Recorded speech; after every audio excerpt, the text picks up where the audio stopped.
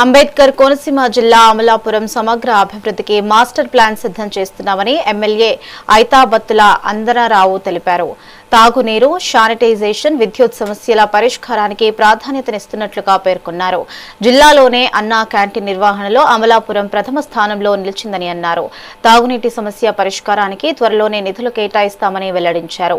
పట్టణాభివృద్ధి కోసం SP sub plan, finance committee నిధులు మంజూరయ్యాయని చెప్పారు. ప్రజల సమస్యలను వేగంగా పరిష్కరించేందుకు కమాండ్ కంట్రోల్ రూమ్ తో పాటు ఫిర్యాదుల కోసం ప్రత్యేక ఫోన్ నంబర్ను ఎమ్మెల్యే అందుబాటులోకి తెచ్చారు. అమలాపురం పట్టణంలో ప్రజలు ఎదుర్కొన్నటువంటి రెండు సమస్యలు, ఒకటి లో వోల్టేజ్ సమస్య, రెండు స్ట్రీట్ లైట్ సమస్య. ఈ రెండు సమస్యల్ని అధిగమించడానికి కూడా ఈరోజు ఈ పరిపాలన అనేది మరింత ప్రజలకు జవాబుదారీగా ఉంటుందని నిర్ణయం తీసుకున్నాం. ఆ విషయంతో పాటు అలాగే శానిటేషన్ 36 వార్డులు అయినాయి. 36 వార్డుల్లోనూ శానిటేషన్ పక్కాగా జరగాల.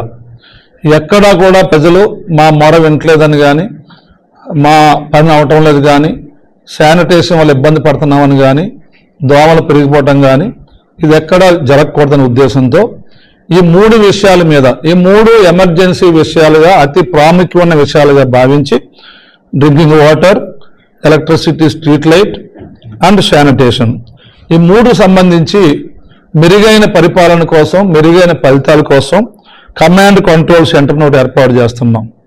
ఏర్పాటు చేసి ఒక మొబైల్ నెంబర్ ఇస్తున్నాం.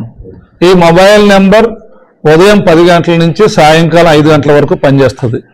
ఈ మొబైల్కి అమలాపురం పట్టణంలో ఉన్న 36 వార్డులో ఉన్న ప్రజలు ఈ మూడు సమస్యల్లో ఏ సమస్య ఉన్నా వారు వెంటనే ఫోన్ చేస్తే అక్కడ ఉన్నటువంటి కమాండ్ సెంటర్లో ఉన్నటువంటి వారు దాన్ని ఒక రిజిస్టర్లో నమోదు చేస్తారు.